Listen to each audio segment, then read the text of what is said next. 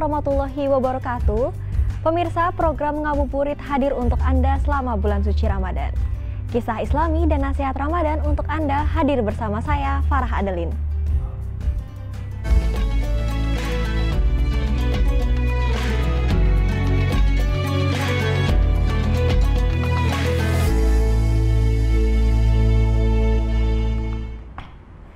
Masjid tua peninggalan sejarah Islam di Banten salah satunya berada di kaki Gunung Karang, yaitu Masjid Baitul Arsy atau lebih dikenal dengan Masjid Kayu Pasir Angin. Masjid berusia ratusan tahun ini masih terlihat kokoh dan banyak dikunjungi para ulama besar.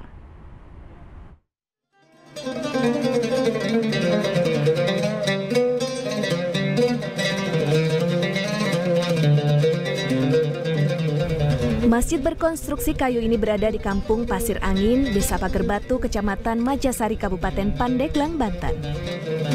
Berukuran kurang lebih 13 kali 10 meter, masih berdiri kokoh hingga saat ini. Bangunan masjid yang menghadap ke arah Gunung Karang ini memiliki 3 pintu. 2 berada di samping kiri dan kanan, sementara 1 pintu merupakan pintu utama di bagian tengah masjid. Seluruh bangunan masjid terbuat dari kayu menggunakan 10 tiang penyangga.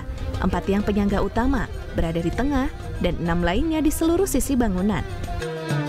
Menurut catatan sejarah, masjid kayu ini sudah berumur 400 tahun lebih. Nama Baitul Arsy diambil dari bahasa Arab, artinya tempat beribadah di puncak. Hal tersebut tentu sama dengan keberadaan masjid kayu tersebut, yakni di puncak Gunung Karang. Masjid tertua di Kabupaten Pandeglang ini banyak dikunjungi warga lokal maupun luar kota.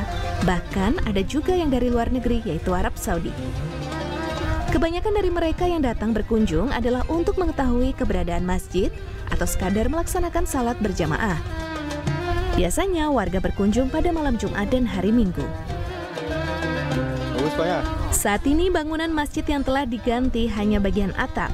Diganti pada tahun 1945 dengan menggunakan genting yang awalnya menggunakan anyaman daun kelapa atau sering disebut hatep.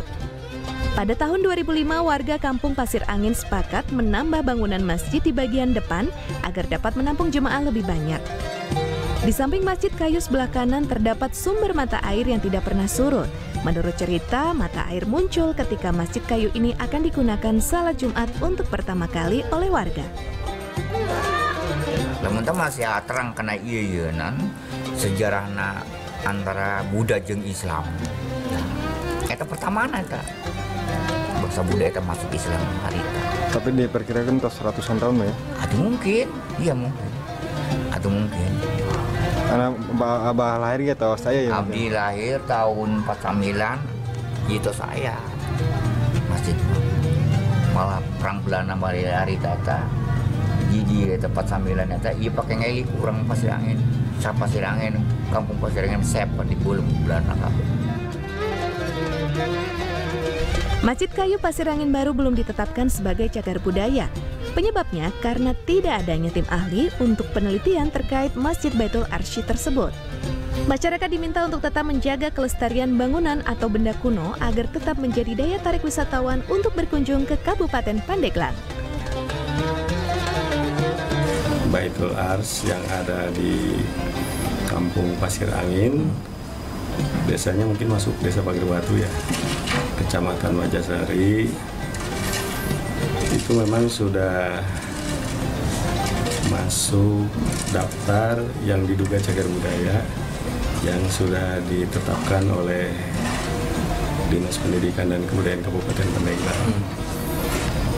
Kendalanya, jadi kan kita juga di kabupaten sebetulnya berusaha untuk menetapkan ya, yang tadinya diduga cagar budaya menjadi cagar budaya, dan itu tidak bisa oleh sembarang orang, tapi harus oleh tim ahli. Sementara untuk menjaga dan melestarikan bangunan atau benda-benda bersejarah, Dinas Pendidikan dan Kebudayaan Kabupaten Pandeglang terus melakukan sosialisasi terhadap keberadaan masjid. Salah satunya dengan mengajarkan pentingnya melestarikan cagar budaya di lingkungan sekolah. Yusef Kurnia, JPM TV, Pandeglang, Banten.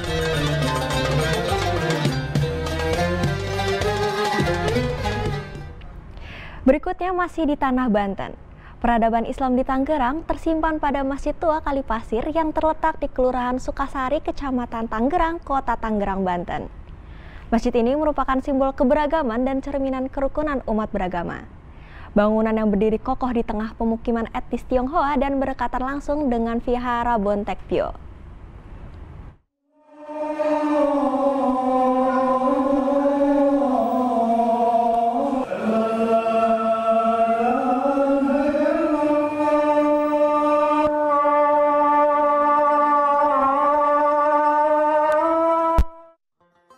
Sambil menunggu waktu berbuka puasa, sejenak kita mengenal lebih dekat salah satu peradaban Islam di tanah Tangerang, yakni Masjid Tua Kalipasir yang berlokasi di Jalan Kalipasir, Kecamatan Sukasari, Kota Tangerang, Banten.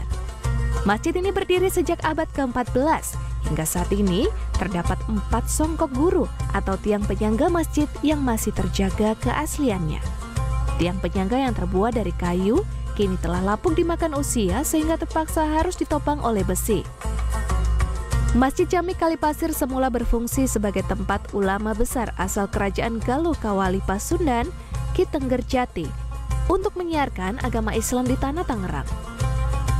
Pada tahun 1412, Ki Tenggerjati berdasarkan amanah dari gurunya, Syekh Subakir, menapakkan kakinya di bumi Jawara yang dahulu belum bernama Banten. Dia melakukan syiar agama Islam. Pada tahun 1608, tempat tersebut resmi digunakan sebagai masjid.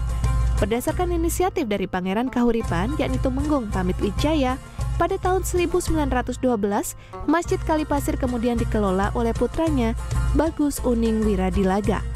Sejak itu, masjid tersebut dikelola secara turun-temurun. Di bagian luar masjid terdapat pemakaman tua yang dipercayai sebagai pemakaman orang-orang yang ikut terlibat dalam menyiarkan agama Islam di Tangerang. Sementara di atas masjid terdapat kubah yang dipercaya merupakan pemberian Kesultanan Banten, yakni Sultan Ageng Tirtayasa. Pada tahun 1455, alhamdulillah Masjid Jami Kalipasir juga yang sekarang disebutnya demikian, itu kedatangan ulama besar dari Persia yang bernama Said Hasan Ali Al-Husaini, lebih dikenal dengan Syekh Abdul Jalil. Nah, beliau juga mendapat amanat dari gurunya datang ke Nusantara untuk menyebarkan agama Islam. Kita singgah di sini, masjid makin diperbesar. Yang terakhir dalam kurun waktu yang boleh katakan tidak bisa menentukan tahun yang sebenarnya. Saat ini, pemerintah Kota Tangerang, Banten telah menjadikan Masjid Jami Kalipasir sebagai cagar budaya yang dilindungi. Haki Najili, JPM TV, Tangerang, Banten.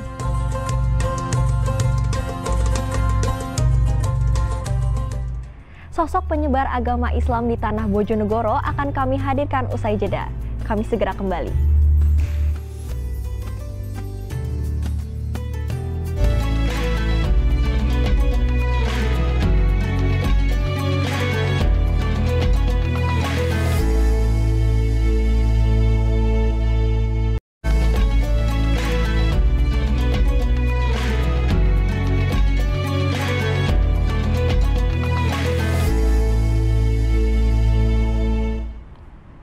Raden Adipati Aryo Kusumodinegoro atau biasa dikenal dengan Kanjeng Sumantri merupakan Bupati ke-21 Kabupaten Bojonegoro.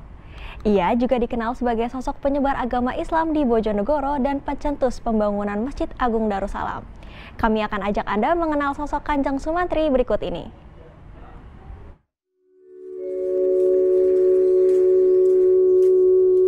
Inilah pesarehan Kanjeng Sumantri di Jalan Basuki Rahmat, Gang Kiai Mojo, Kelurahan Mojo Kampung, Kecamatan Bojonegoro Kota, Kabupaten Bojonegoro, Jawa Timur. Kanjeng Sumantri merupakan salah satu tokoh penyebar agama Islam di Kabupaten Bojonegoro. Ia juga pernah menjadi Bupati Bojonegoro ke-21 saat penjajahan Hindia Belanda. Kanjeng Sumantri menjabat sebagai Bupati Bojonegoro pada 1916 hingga 1936, pengganti dari Raden Adipati Aryo Rekso Kusumo yang merupakan ayahnya. pada saat itu menjabat sebagai Bupati Bojonegoro ke-20. Kanjeng Sumantri memiliki nama asli Raden Adipati Aryo Kusumadinegoro. Kemudian setelah menjabat sebagai bupati mendapat gelar Kanjeng Sumantri Kusumo Adinegoro atau lebih dikenal oleh warga dengan nama Kanjeng Sumantri. Kanjeng Sumantri merupakan putra dari Raden Adipati Aryo Rekso Kusumo, Bupati ke-20 Bojonegoro, dan Ibu Raden Siti Sudari. Lahir di Surabaya pada 19 Maret 1888 dan wafat pada 30 Desember 1936 sesuai yang tertulis di nisan makam. Sementara itu, makam kedua orang tuanya saat ini dimakamkan bersebelahan dengan makam Kanjeng Sumantri di Kompleks Pesarehan Kanjeng Sumantri. Selain sebagai bupati, Kanjeng Sumantri juga dikenal akan jasanya sebagai pemrakarsa pembangunan Masjid Agung Darussalam Bojonegoro. Saat itu Kanjeng Sumantri mempelopori renovasi pembangunan masjid yang menjadi ikon jantung kota Bojonegoro dan menjadi renovasi pertama yang dilakukan pada 1925. Beliau putra dari Eyang Rekso Kusumo Adinegoro, yang dulunya Eyang Rekso itu, bapak dari Kanjeng Sumantri itu, menjadi bupati yang ke-20 pada tahun 1890-1916. Terus Kanjeng Sumantri itu melanjutkan bupati yang ke-21. Beliaunya berjuang di Bojonegoro dengan mendirikan Masjid Darussalam. Saat ini pesarehan Raden Adipati Aryo Rekso Kusumo dan Raden Adipati Aryo Kusumadinegoro atau Kanjeng Sumantri telah resmi menjadi tempat wisata religi dan diresmikan langsung oleh Bupati Bojonegoro Ana Muawanah pada 9 Februari 2021 lalu. Dan sampai hari ini di pesarehan Kanjeng Sumantri banyak didatangi oleh para peziarah. Samsul Alim, JTV, Bojonegoro, Jawa Timur. Masih dari Bojonegoro, keberadaan wisata religi Makam Wali Gotong atau dikenal dengan sebutan Makam Syekh Zakaria di Desa Tinawun, Kecamatan Mulo, Kabupaten Bojonegoro menarik wisatawan untuk datang berziarah. Syekh Zakaria adalah salah satu sultan dari Kerajaan Pajang yang berpusat di Tanah Jawa Tengah.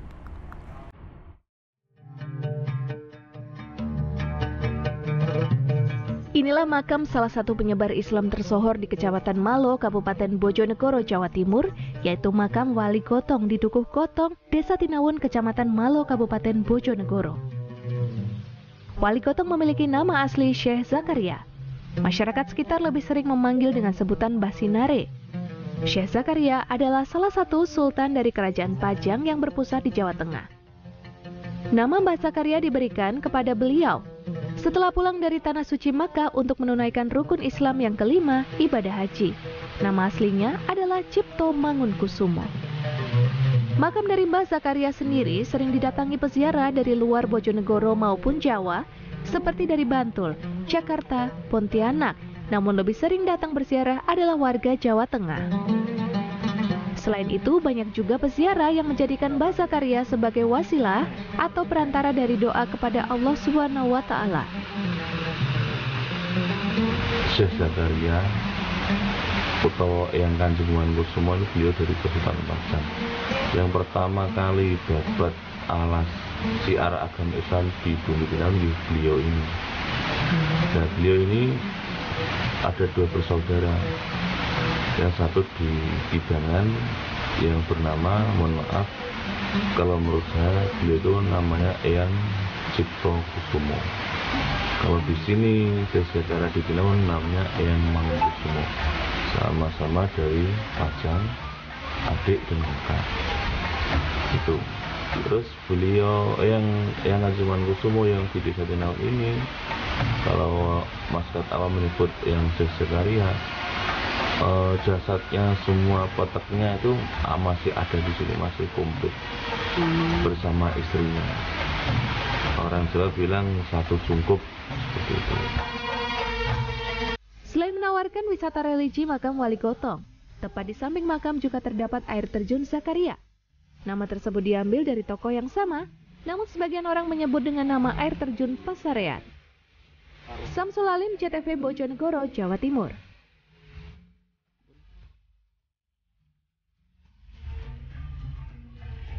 Usai jeda, kami akan kembali dengan Kultum Ramadan. Tetaplah bersama kami di Ngabuburit.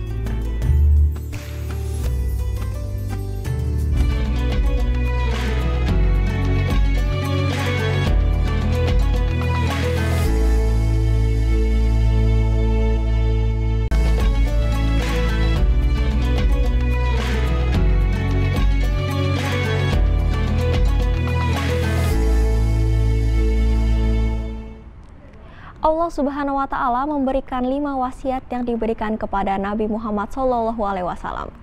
Nasihat Ramadan kali ini akan membahas tentang tema tersebut dan akan disampaikan oleh Dr. Azmi Ismail, Kaprodi Magister Ekonomi Syariah PT IKI.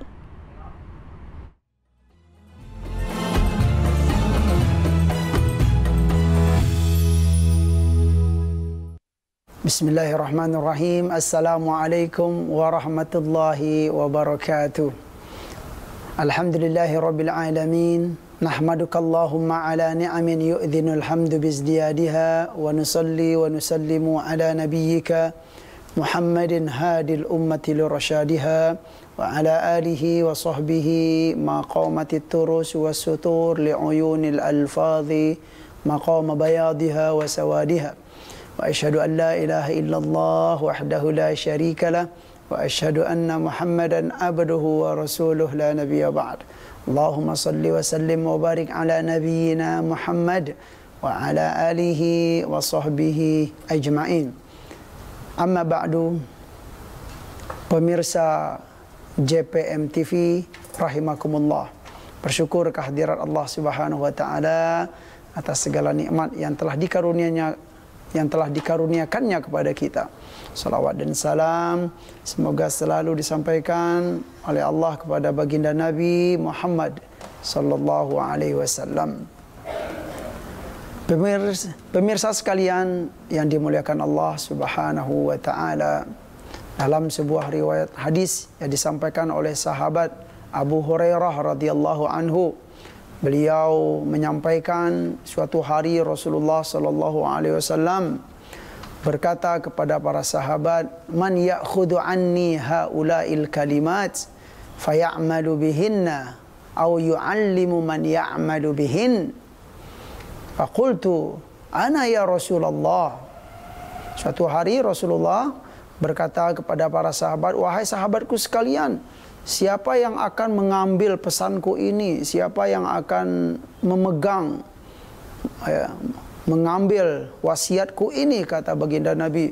Fayamalu bihinna, lalu dia mengamalkannya atau dia mengajarkan orang yang akan mengamalkannya.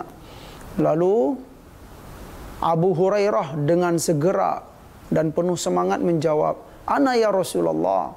Saya wahai Nabi, orang yang akan mengambil wasiat baginda dan yang akan mengamalkan wasiat baginda ini.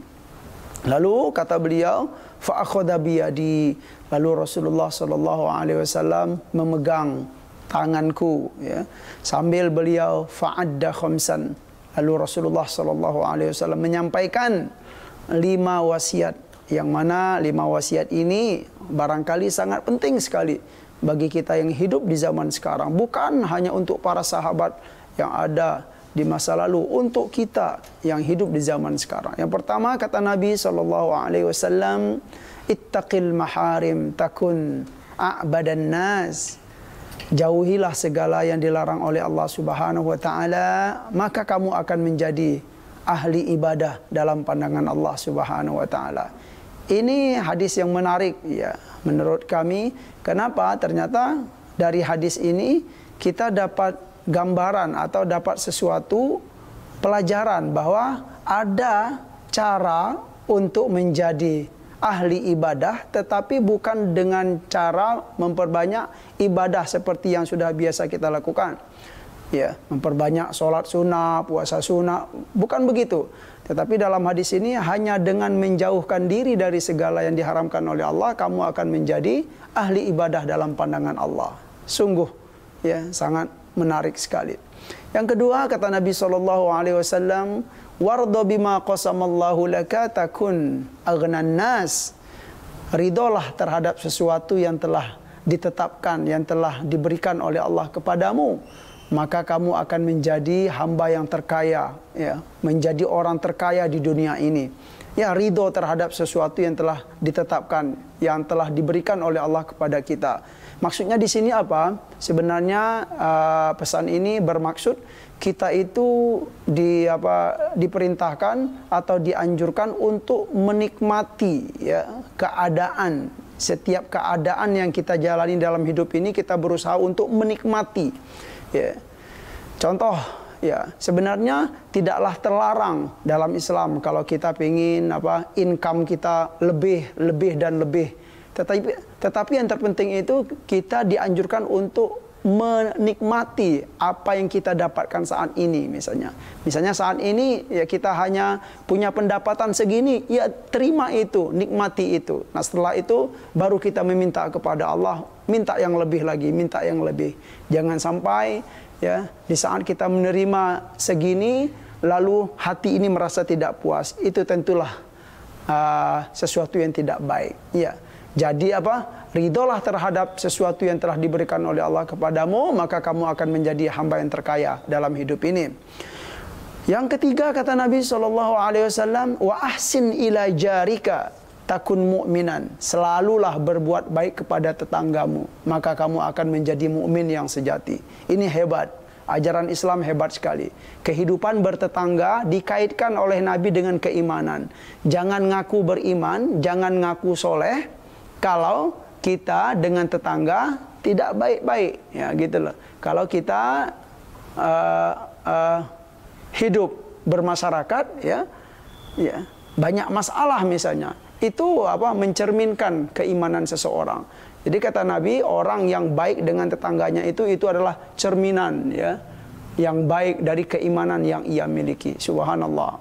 Berikutnya kata Nabi SAW, wasiat yang keempat, wa ahibbalin nasi ma tuhibbu li nafsika.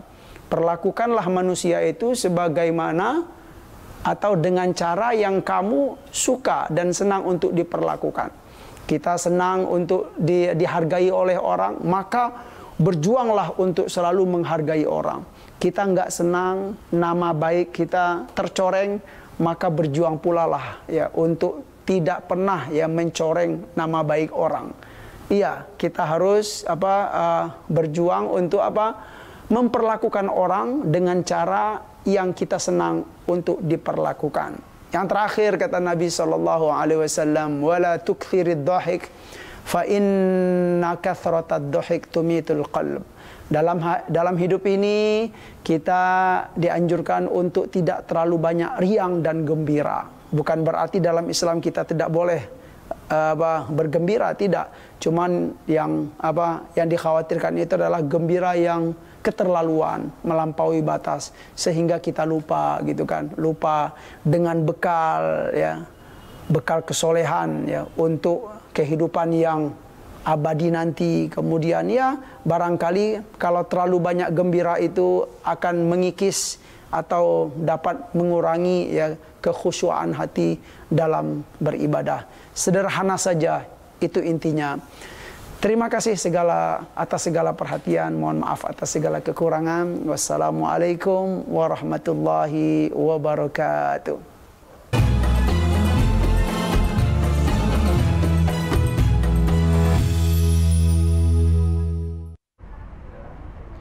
Pemirsa, demikian ngabuburit episode kali ini. Saya Farah Adlin undur diri dari hadapan Anda.